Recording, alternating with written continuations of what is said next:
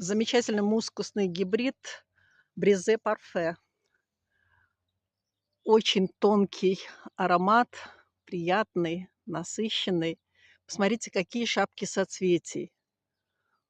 На каждой ветке огромное количество цветков.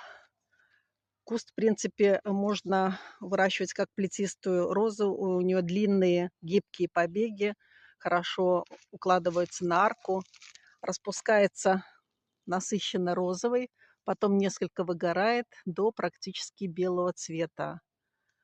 Ну, аромат на самом деле подходишь. И вообще замечательно это все ощущать. Смотрите, какие ветки. Цветет практически непрерывно до поздней осени.